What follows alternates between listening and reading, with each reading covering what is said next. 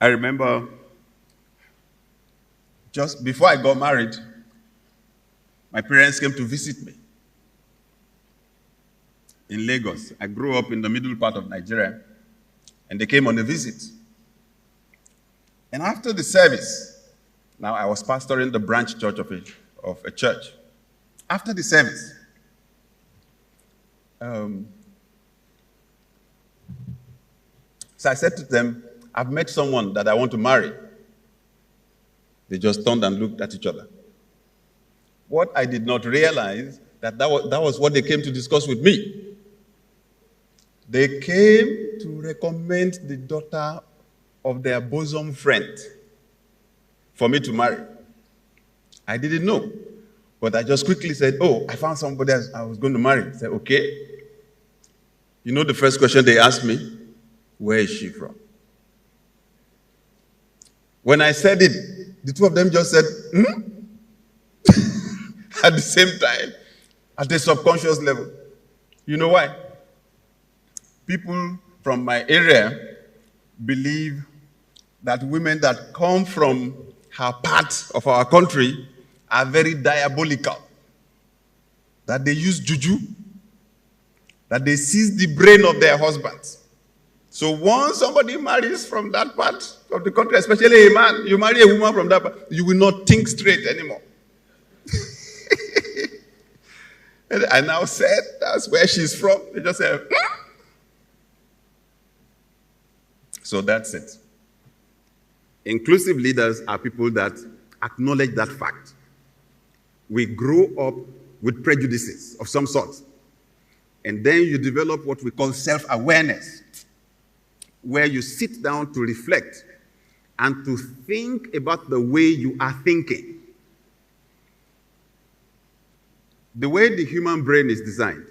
Once you've thought about something for some time and it becomes routine, either the thinking or the doing becomes routine, it moves down to the subconscious to free the mind to attack fresh problems.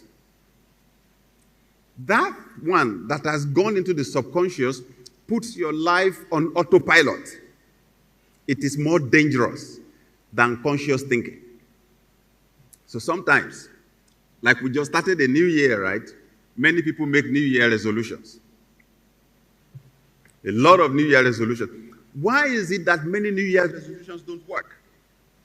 Because 2 weeks, 3 weeks into the year, the subconscious is actually the one that will determine what you're going to do. Autopilot.